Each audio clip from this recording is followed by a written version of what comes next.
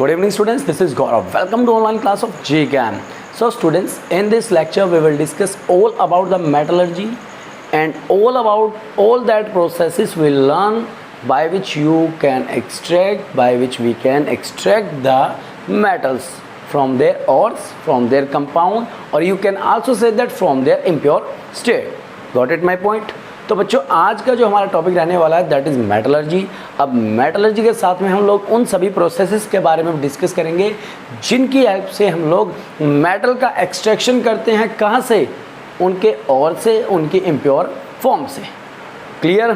तो बच्चों सबसे पहला क्वेश्चन आएगा कि मेटल मिलते कहाँ से हैं। Got it? The first question is that where we can extract the metal, where we can extract the impure state from which you can extract the metals. Clear? सबसे पहला टॉपिक रहेगा occurrence of metal, कि आपके जो metals होते हैं वो कहाँ से मिलते हैं और वो कैसे होते हैं।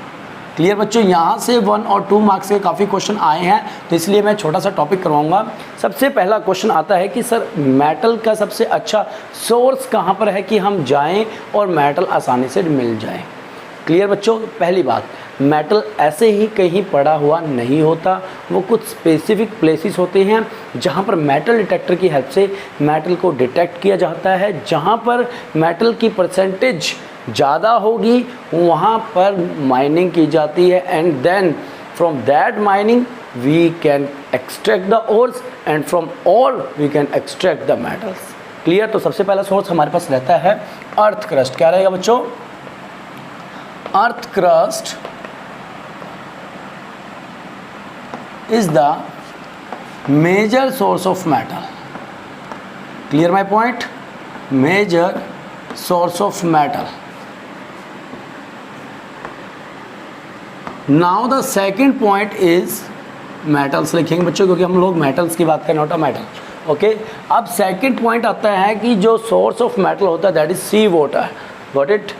Sea water also contain salts of water, metal. Okay, salts of metals. Okay, like वो साल्ट कौन कौन से हो सकते हैं?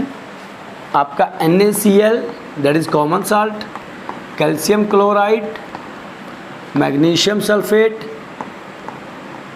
Okay, and calcium carbonate etcetera. तो ये ऐसे ऐसे हमारे पास काफ़ी सारे साल्ट होते हैं। तो बच्चों मैंने कुछ ही साल्ट लिखे हैं। And now the third point, अब आप लोग का क्वेश्चन आएगा कि सर क्या मेटल जो होते हैं वो हमेशा ही कंपाउंड स्टेट में मिलते हैं? अगर मिलते हैं तो कौन से मेटल मिलते हैं? क्लियर? तो आप लोग लिखेंगे बच्चों उसके लिए मोस्ट ऑफ द मेटल। अब आपको पता है हमारे पास टोटल पीरियोडिक टेबल के अंदर 118 एलिमेंट हैं, जिसके अंदर से हम 92 एलिमेंट का यूज़ करते हैं। क्लियर? और 92 में से भी हमारे पास नियर अबाउट 50 मेटल्स हैं। अब इन मेटल्स में से भी मैक्सिमम जो मेटल होते हैं आपको इम्प्योर स्टेट में मिलेंगे, उनकी कंबाइंड स्टेट में मिलेंगे, प्योर मेटल नहीं मिलेंगे। क्यों? Because of their reactive nature. Got it? Because of their reactive nature they always found in the compound, और you can say that in their combined state. Clear? So right hair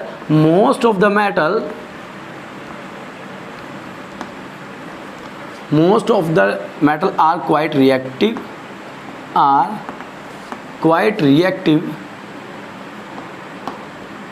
and hence they do not occur as free element. Okay बच्चों, तो free element मतलब वो pure atom metal, आप लोग free element को लिख सकते हो, प्योर मेटल की फॉर्म में आप लोग को नहीं मिलेगा, वो आपको किसी ना किसी कंबाइंड स्टेट में मिलेगा। फ्री मेटल को आप लोग क्या लिखेंगे? Pure metal. ओके, आपको भी प्योर मेटल की फॉर्म में नहीं मिलेगा। अब आप कहोगे सर अगर वो प्योर मेटल की फॉर्म में नहीं है तो वो कौन सा कंपाउंड होता है जिसके अंदर मेटल सबसे ज़्यादा पाए जाते हैं? तो लिखेंगे बच्चों, उसके लिए भी हमारे पास पॉइंट है। बच्चों मैं पॉइंट में इसलिए लिखवा रहा हूँ क्योंकि आपके पास यहाँ से 1 मार्क्स क्वेश्चन बन जाता है। Is it clear? तो देख so students, now the next point is metal are present in compound metals are, यहाँ बच्चे मेटल्स लिखेंगे, metals are present in the compound, in the compound in the form of their oxide, in the form of their oxides और sulphides. Okay, अब बच्चों आप कहोगे sir क्या chloride, sulphate वो सब कंपाउंड में नहीं मिलते? बिल्कुल मिलते हैं बच्चों, मगर मैक्सिमम जो हमारे पास आपका कंपाउंड रहता है वो, और जो रहता है मेटल का, वो ऑक्साइड और सल्फाइड रहता है। क्लियर?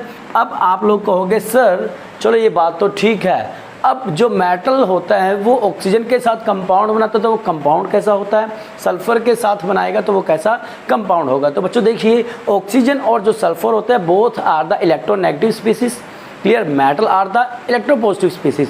तो यहाँ पर जो मेटल होगा वो आपको पॉजिटिव आयन की फॉर्म में मिलेगा, और जो बाकी ऑक्सीजन या फिर सल्फर होगा वो नेगेटिव स्पीसीज मिलेगा। तो यहाँ से भी आप लोग पॉइंट बना सकते हो, in the compound of metals, in the compounds metals are present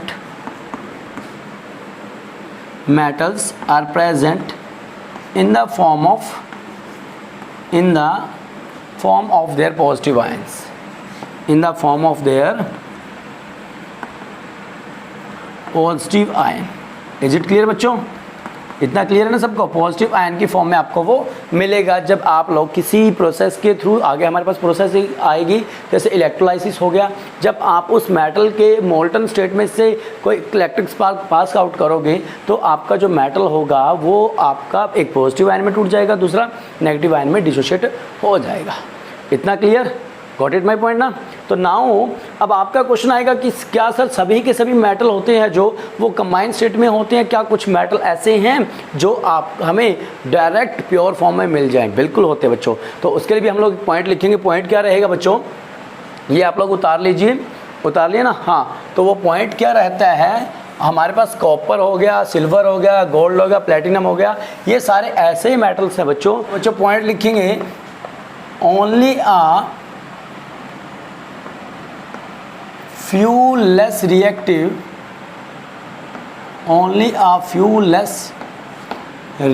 metals like copper, silver, gold, platinum, okay, are present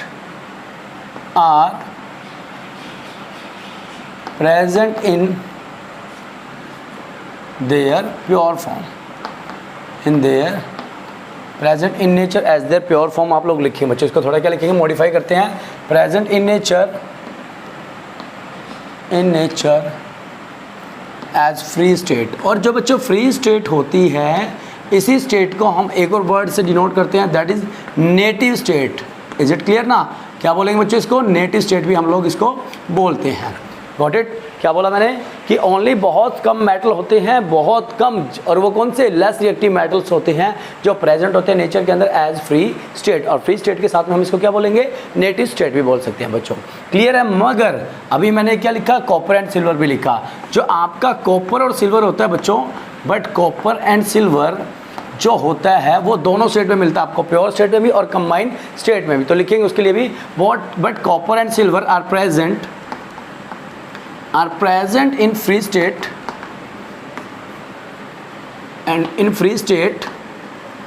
as well as in the combined state।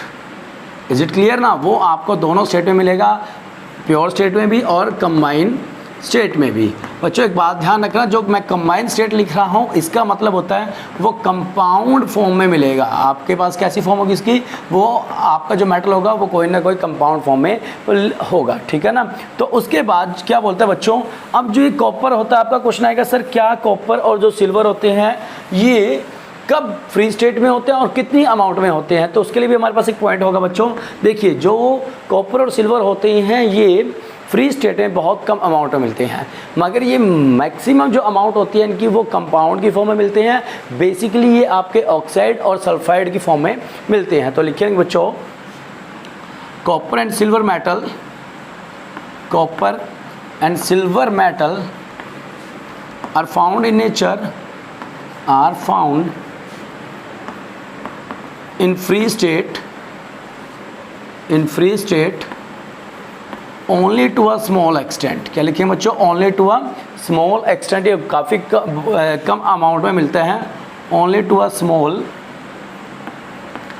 extent का मतलब क्या होता है बच्चों? extent का मतलब होता है अमाउंट, उनकी जो कंसंट्रेशन होती है वो कम होती है. ठीक है ना?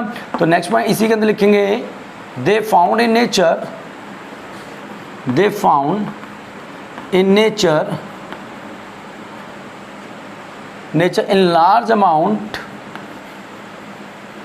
in large amount as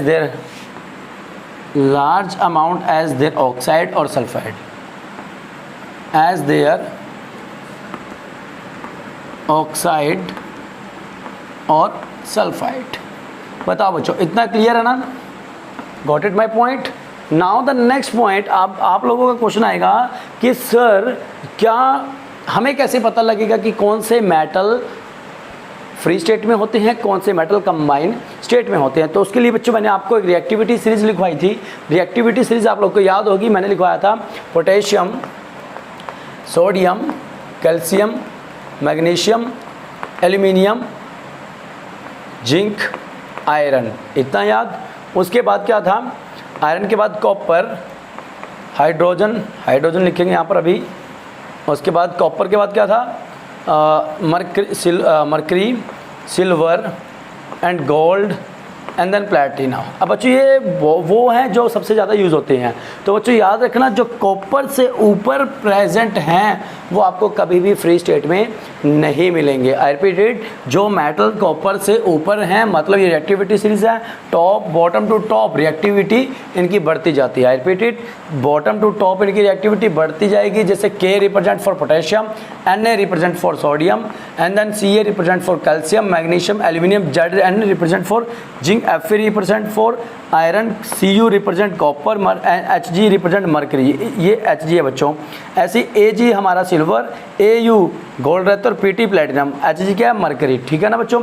mercury is that metal which lie in liquid state. Okay, क्या बोलेंगे? जो कॉपर से ऊपर मेटल रहते हैं वो आपको कभी भी प्योर फॉर्म में नहीं मिलेंगे, वो हमेशा आपको कंपाउंड या बोलते हो कंबाइंड स्टेट में मिलते हैं. तो लिखेंगे metals which are placed, metal which are placed above copper are lying in nature, are present in nature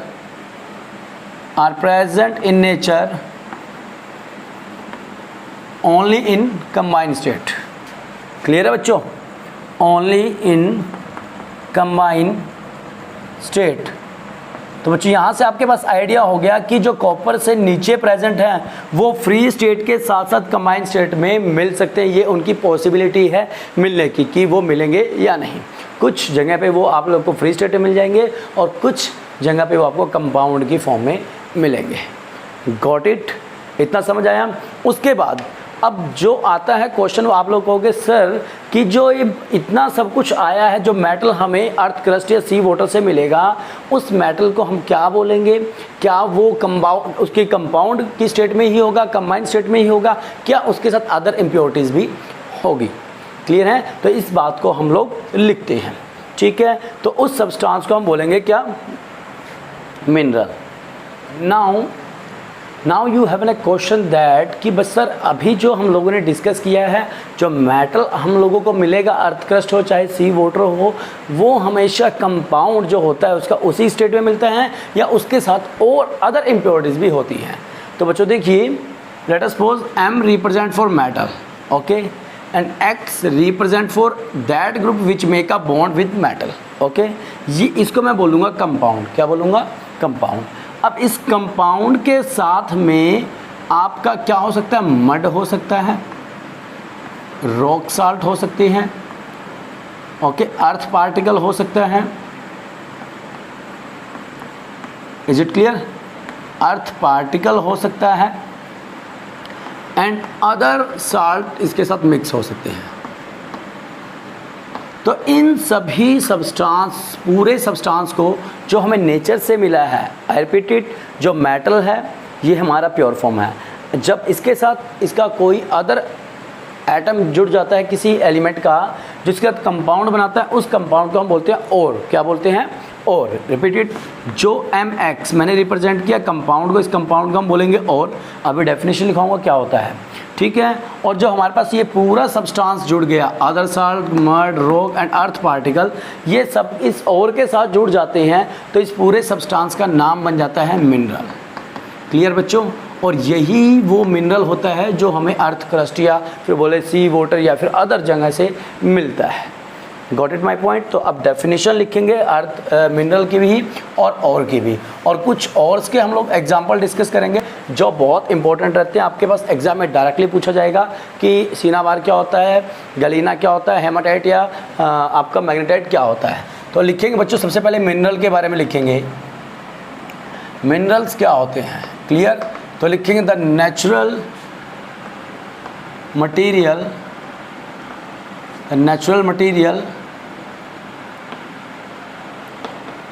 in which metal or their compound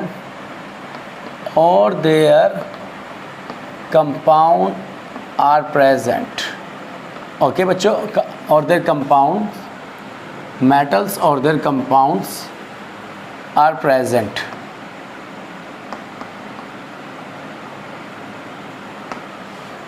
okay बच्चों, तो क्या लिखेंगे मिनरल्स के बारे में? द नेचुरल मटेरियल, ये एक नेचुरल मटेरियल होता है, इन विच मेटल और their compound are present. Clear है ना? इसी के अंदर ही आपका मेटल होता है, मेटल का और होता है एंड अदर इम्प्योरिटीज़ होती है। क्लियर है बच्चों? उसके बाद सेकंड आएगा और क्या होता है। तो और के बारे में लिखेंगे बच्चों। अभी ये क्या है मिनरल, तो हम लिखेंगे definition, the mineral from which a metal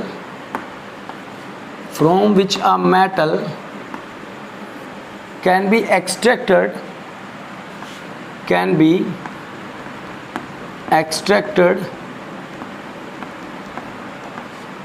conventionally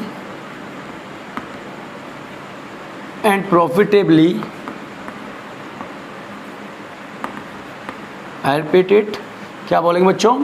The mineral from which a metal can be extracted conventionally and profitably is called an ore. और इसको हम क्या बोलेंगे? और बोलेंगे बच्चों। क्लियर ना? is called an ore. अब देखिए जो मिनरल था, क्या था? मिनरल था बच्चों वो जिसके अंदर आपका मेटल का कंपाउंड प्रेजेंट है, और प्रेजेंट है, और बाकी अदर इम्प्योरिटीज है, उसको हम लोगों ने मिनरल बोल दिया। वो क्या था? नेचुरल मटेरियल था। अब यही मिनरल जिसके अंदर मेटल प्रेजेंट है, उसको एक्सट्रैक्ट करना कन्वेंशनली बड़ी आसानी से और प्रॉफिटेबली, मतलब मैक्सिमम अमाउंट में, ठीक है, इज कॉल्ड एन और। अब जो मैक्सिमम अमाउंट में आपका मेटल प्रेजेंट होता है वो और के अंदर प्रेजेंट होता है। और क्या है? Nothing, just only the metal का कंपाउंड जो हमें एक्सट्रैक्ट करना है। गॉट इट बच्चों? आई रिपीट इट, और क्या है? वो मेटल का कंपाउंड जिसको हम लोग, जिसके अंदर मेटल आपका सबसे ज़्यादा अमाउंट में प्रेजेंट है। क्लियर है? अब कुछ मैं एग्जांपल लिखवा रहा हूँ बच्चों, और के वो आप लोगों ने याद रखने हैं। फर्स्ट नंबर पे लिखेंगे सिनाबार। सिनाबार जो होता है that is mercury sulphide, mercurous actual होता है ये। सेकंड नंबर पे हमारे पास आएगा स्फेलराइट, जो जिंकस आपका और होता है, sphalerite that is zinc sulphide. Third number पे हम लोग लिखेंगे बॉक्साइट, BAUX। अब बच्चों एल्यूमिना भी बोल देते हैं इसको। एल्यूमिना कब बोलेंगे? जब भी आपके पास Al2O3 होगा, ठीक है, और डाईहाइड्रेटेड फॉर्म में इसको बॉक्साइट बोल देते हैं, 2H2O। ये याद रखें बच्चों। उसके बाद हमारे पास आता है गैलेना, बहुत इंपॉर्टेंट है बच्चों ये भी, गैलेना जो किसका होता है? लेड सल्फाइड का होता है। क्लियर है? उसके बाद होता है लिमोनाइट। लिमोनाइट क्या होता है? ये बड़ा ही अच्छा कंपाउंड है, सॉरी और है किसका? आयरन का, FeO हाइड्रोक्साइड, और किस फॉर्म में मिलेगा आपको? ये हाइड्रेटेड फॉर्म में मिलेगा। क्लियर है? उसके बाद होता है अपने पास मैग्नेटाइट। मैग्नेटाइट का जो फॉर्मूला होता है दैट इज़ Fe3O4, Fe3O4। उसके बाद आता है हेमाटाइट, जो हेमाटाइट का फॉर्मूला होता है दैट इज़ O3 बच्चों, ये सबसे ज़्यादा इम्पॉर्टेंट और हैं जो अगेन एंड अगेन और नंबर ऑफ टाइम्स एग्ज़ाम के अंदर पूछे गए हैं। Got it. अब हमारे पास जो नेक्स्ट टॉपिक आता है कि सर चलो ये हो गया, अब इस ओर के अंदर से हम मेटल को कैसे एक्सट्रैक्ट करेंगे और इस प्रोसेस को क्या बोलेंगे। Is it clear? तो इसको रफ कर दो, आप लोग अपनी नोटबुक में उतार लो, ठीक है ना। नाउ बच्चों, अब हमारे पास जो टॉपिक आएगा वो रहेगा एक्सट्रैक्शन ऑफ मेटल। तो बच्चों अभी हम लोगों ने क्या सीखा, ओर के बारे में सीखा, मिनरल के बारे में सीखा। अब उस ओर के अंदर या बोले तो मिनरल के अंदर से हम लोग मेटल को निकालेंगे। क्या निकालेंगे? मेटल को निकालेंगे। उस प्रोसेस को बोलते हैं मेटलर्जी। और एक बात और बताऊंगा बच्चों कि हर मिनरल, यहाँ लिखेंगे every mineral is not an ore, every mineral is not an ore. ये बहुत इंपॉर्टेंट पॉइंट है बच्चों, अभी एक्सप्लेन करेंगे इसको। But every ore is a mineral, every ore is a mineral. अब ऐसा कैसे हो सकता है बच्चों? तो देखते हैं बच्चों कैसा होगा कि हर एक मिनरल होगा वो ओर नहीं होता, but every ore is a mineral. देखिए बच्चों, अब और उसी को बोला जाता है जिसके अंदर मेटल, कोई स्पेसिफिक मेटल जो हमें चाहिए वो उसकी परसेंटेज क्या हो, हाई परसेंटेज हो। अगर आप लोग माइनिंग में चले गए और वहाँ माइनिंग में जाने के बाद आपको ना ही मेटल प्रॉपर अमाउंट में मिला, ना ही अदर सब्सटेंस प्रॉपर अमाउंट में मिला, ये रेशो इनकी क्या है, इक्वल में है या इतनी कम है, ठीक है ना। देखो मेटल प्रेजेंट है मगर इतनी कम अमाउंट में है कि उसको माइनिंग करने में, उसको एक्सट्रैक्ट करने में हमारी कॉस्ट ज़्यादा लग जाती है। क्लियर है? तो इसलिए हम बोलेंगे कि मिनरल और तो होता है but every ore is not है, एवरी और सॉरी बट हाँ क्या लिखा है, every mineral is not an ore. इसीलिए हर मिनरल और नहीं होता, मगर जो और होगा वो मिनरल जरूर होगा। और किसको बोला? जिसके अंदर मेटल की कंसंट्रेशन ज़्यादा हो। क्लियर ना? जिसके अंदर मेटल की कंसंट्रेशन ज़्यादा हो उसी को एक्सट्रैक्ट करेंगे, वरना जिसके अंदर प्रेजेंट ही 0.0195% कुछ है तो उसको हम और क्यों बोलेंगे, वो तो कचरा हो गया। क्यों? क्योंकि उसको एक्सट्रैक्ट करने में जो कॉस्ट होगी that is very high. Got it ना? तो इस प्रोसेस को बोले तो एक्सट्रैक्शन करने को मेटल को फ्रॉम देयर और इज कॉल्ड मेटलर्जी। तो सबसे पहले जो पॉइंट डेफिनेशन लिखेंगे बच्चों, एक्सट्रैक्शन या सॉरी डेफिनेशन लिखेंगे मेटलर्जी क्या होता है।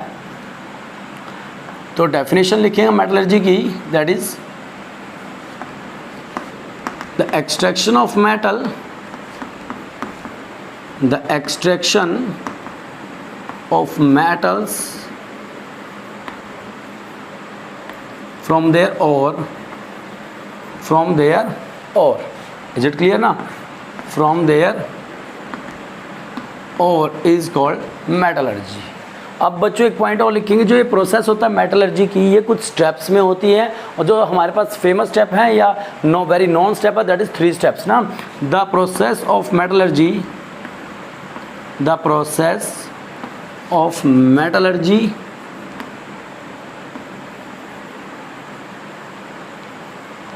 is proceed with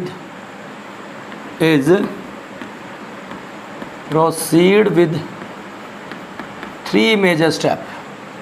इसको हम प्रोसीड कैसे करेंगे? 3 मेजर स्टेप को ध्यान में रखते हुए करेंगे, ठीक है ना। 3 मेजर स्टेप। ओके, अब मैं फर्स्ट स्टेप को लिखूंगा, मैं ऊपर लिख रहा हूँ। फर्स्ट स्टेप होता है आप लोग का that is enrichment of ore, of ore, या फिर आप लोग लिखोगे कंसंट्रेशन ऑफ ओर। क्लियर है ना? पहला स्टेप क्या होता है कि आप लोग ऐसा ओर चूज़ करोगे जिसके अंदर मेटल की कंसंट्रेशन क्या है, ज़्यादा है, कंसंट्रेशन ऑफ ओर। या फिर हम बोले मिनरल, वही ओर चूज़ करोगे मिनरल के अंदर से जिसकी अंदर मेटल की कंसंट्रेशन क्या है, ज़्यादा। ऐसे ओर को आप लोग इकट्ठा करेंगे। Clear? Now the second step is conversion of ore into metal। Okay, conversion of ore. अब किसका ओर का, जो आपकी एनरिचमेंट ऑफ ओर है या कंसंट्रेटेड ओर है, उसका कन्वर्जन करना है किसके अंदर, मेटल के अंदर। ठीक है। अब जो थर्ड हमारे पास स्टेप आता है that is refining of metal. I repeated, जो थर्ड स्टेप आएगा वो आता है हमारे पास रिफाइनिंग ऑफ मेटल्स। बताओ इतना क्लियर है? अब देखिए सबसे पहले हम फर्स्ट स्टेप को डिस्कस करेंगे। क्या था फर्स्ट स्टेप हमारे पास? वो था एनरिचमेंट ऑफ ओर। क्लियर है ना? अब बच्चों एक बात और, अभी हम लोगों ने क्या डिस्कस किया कि मेटल के साथ ये एक्स वो कंपाउंड हो गया, इस कंपाउंड को हम और बोलेंगे। अब इसके साथ अदर इम्प्योरिटीज़ है। क्या है? Other impurities. अदर इम्प्योरिटीज़ में हमारे पास क्या क्या था वो एक बार बता देता हूँ मैं। फर्स्ट नंबर पे रॉक थी, आगे बात हम जिसको रॉक साल्ट भी बोल देते हैं। क्लियर? और मड था। क्लियर? अर्थ पार्टिकल हो गए,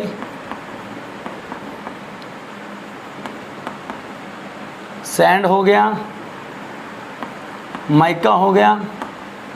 ठीक है ना? इस जो ये पार्ट है अदर इम्प्योरिटीज़ वाला पार्ट है, इस पार्ट को हम बोल देते हैं गैंग। क्या बोलेंगे बच्चों? गैंग। तो आप लोग बोल सकते हो कि मेटल प्लस ओर प्लस गैंग ये सब मिलके क्या बनाता है? ये सब मिलके बनाता है मिनरल। क्या बनाएगा बच्चों? Mineral. Is it clear? I repeat it, metal plus और, मेटल के साथ जो कंपाउंड होगा उसको और बोलेंगे। ये प्रेजेंट ही है, आप लोग और प्लस ये लिख सकते हो, मेटल को छोड़ दो क्योंकि मेटल आपका और के अंदर ही प्रेजेंट हो गया। और plus gang is called mineral, ये भी आप लोग बोल सकते हो। क्लियर है? तो अब आप लोगों के पास मिनरल की डेफिनेशन हो गई, और की हो गई। डेफिनेशन किसकी स्टडी करी आप लोगों ने?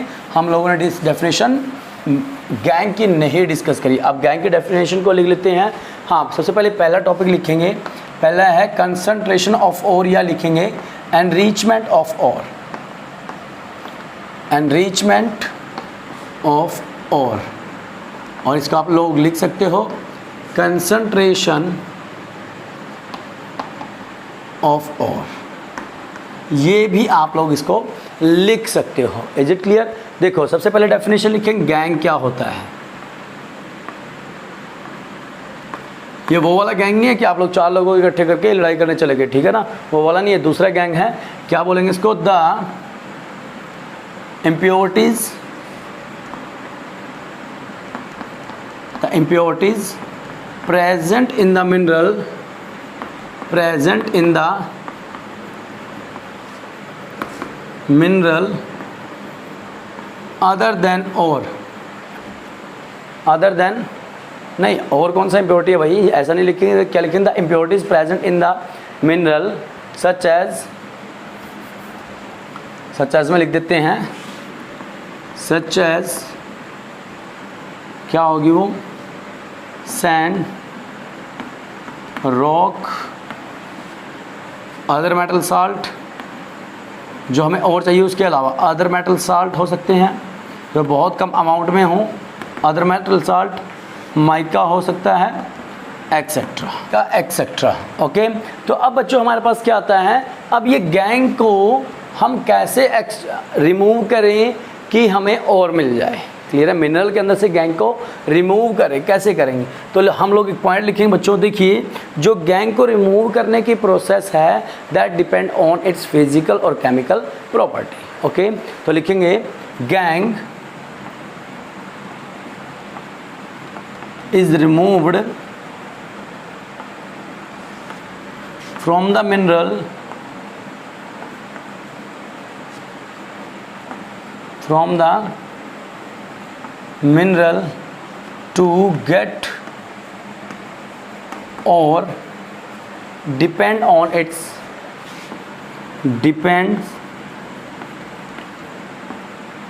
on the physical and chemical properties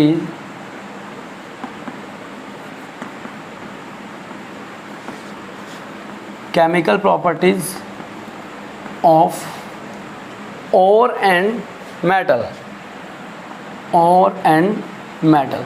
वो और मेटल की प्रॉपर्टी के ऊपर डिपेंड करेगा कि हमें गैंग को किस तरह से रिमूव करना और कैसा हमें गैंग मिले, सॉरी गैंग नहीं, सॉरी आपका और मिले। इज इट क्लियर बच्चों?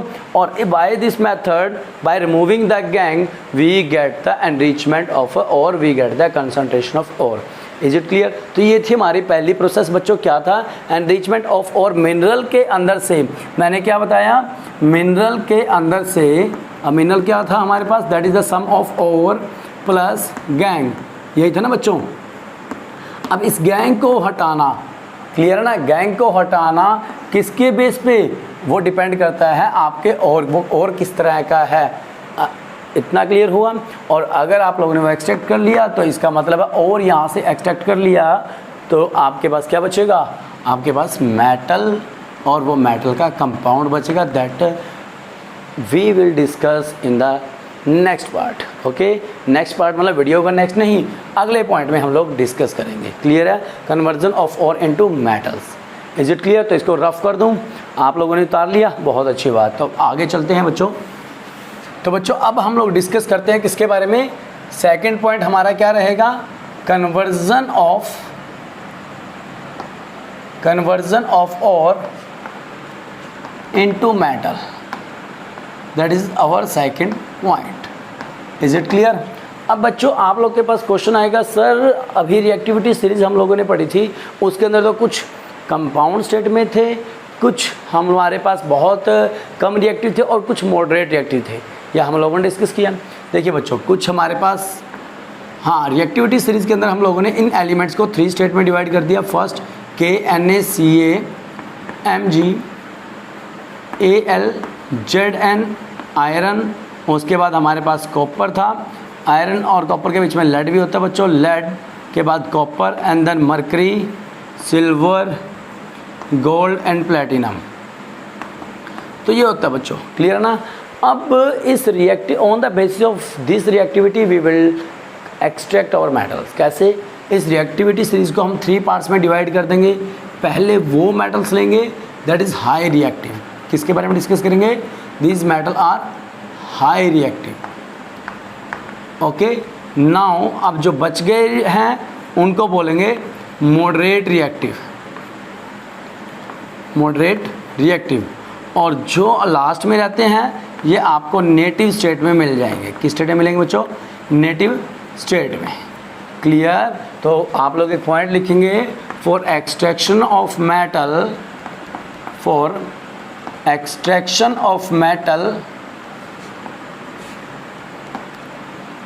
from their ore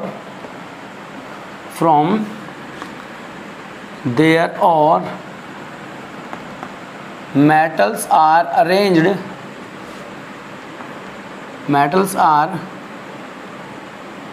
arranged in 3 groups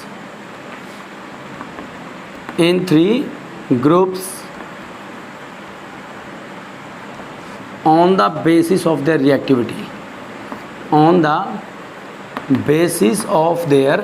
reactivity, इतना क्लियर। ये पॉइंट बहुत इंपॉर्टेंट है बच्चों, इसको अच्छे से समझ लो, and after learning this point you can easily determine that which metal are lying in first and second and third group. Okay, in first group के अंदर आपके पास क्या होगा, in the first group you have an potassium, sodium, calcium, magnesium and then aluminium, clear ना बच्चों। तो इन ये थे हमारे पास फर्स्ट ग्रुप, या बोलते हो फर्स्ट हमारी रिएक्टिविटी सीरीज के टॉप वाले मेटल्स, जो क्या थे, हाई रिएक्टिव मेटल्स। इनको हम लोग एक्सट्रैक्ट करेंगे कैसे, इलेक्ट्रोलाइसिस के थ्रू, बाय इलेक्ट्रोलाइसिस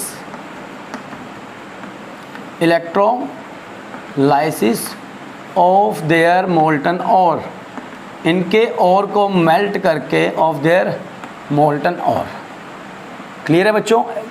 आपको एक बात बता दूं बच्चों कि आप लोग, अगर मैं बात करूं NaCl हमारे पास कोई और है, अगर इसके अंदर से करंट पास करोगे तो नहीं होगा, इज इट क्लियर। अगर NaCl आपका सॉलिड फॉर्म में है, वैसे तो एक क्रिस्टल होता है हमारे पास सॉलिड फॉर्म में, जब आप इसके अंदर से करंट पास करोगे तो करंट पास नहीं होगा, इसको क्या करना पड़ेगा, मेल्ट करना पड़ेगा। और इसका आंसर मैं आपको नेक्स्ट पार्ट के अंदर दूंगा, क्लियर है। Now the second part is, वो आता है हमारे, एक बच्चों यहाँ पर ना एल्यूमिनियम और जिंक के बीच में कॉपर लिख लेना, सॉरी कार्बन लिख लेना, और इसको ऐसे राउंड कर देना। ओके, इतना सब लिख लिया ना आप लोगों ने। अब हम सेकंड ग्रुप की बात करते हैं। सेकंड ग्रुप के लिए मैं यहाँ रफ कर देता हूँ। देखिए बच्चों, सेकंड ग्रुप में हमारे पास कौन आया है, दैट इज जिंक, आयरन है, उसके बाद कौन है, लेड एंड देन कॉपर। ये मॉडरेट रिएक्टिव है बच्चों। कैसे हैं, मॉडरेट रिएक्टिव हैं। इनको हम बाय रिडक्शन ऑफ ऑक्साइड, इनके ऑक्साइड का रिडक्शन करके, रिडक्शन ऑफ ऑक्साइड मतलब इनके ऑक्साइड का रिडक्शन कर देंगे विद कार्बन। अब देखो बच्चों, मैंने कार्बन क्यों लिखवाया था, क्योंकि रिएक्टिविटी सीरीज में क्या है, carbon is more reactive than zinc, iron, lead and copper. That is why by with the help of displacement reaction we can displace their oxide, displace that metal from their oxide and we can say that reduction of oxide with carbon. Got it. Now अब हमारे पास आता है third, copper, mercury और क्या है, silver. ठीक है, हाँ थोड़ा सा बच्चों एक, हाँ इसको लिख लेते हैं, सिल्वर, गोल्ड एंड प्लेटिनम। अब कहोगे सर आपने कॉपर यहाँ भी लिखा और इस कैटेगरी में भी लिखा है। बच्चों इस कैटेगरी में वो लिखा है मैंने जो आपका कंपाउंड की स्टेट में मिलता है, इस स्टेट में जो है वो आपका नेचर में मिलता है। और एक बात याद रखना बच्चों, कॉपर जो होता है उसको हम बाय रोस्टिंग प्रोसेस से भी सेपरेट कर सकते हैं। क्लियर है बच्चों, रोस्टिंग प्रोसेस से भी आप लोग इसको सेपरेट कर सकते हैं। तो इतना ध्यान रखना। पहला हम लोगों ने किसके बारे में डिस्कस किया, हाई रिएक्टिव मेटल के बारे में डिस्कस किया, जिनको हम by electrolysis of their molten ore के प्रोसेस से सेपरेट करेंगे। सेकंड हम रिडक्शन करेंगे और रोस्टिंग और कैल्सिनेशन करेंगे। साथ में याद रखना कैल्सिनेशन आपके पास बहुत इंपॉर्टेंट प्रोसेस आएगी, ठीक है, और दूसरी प्रोसेस होती है रोस्टिंग। इनके बारे में भी हम नेक्स्ट लेक्चर में डिस्कस करेंगे बच्चों। इतना क्लियर है, क्लियर है ना सबको।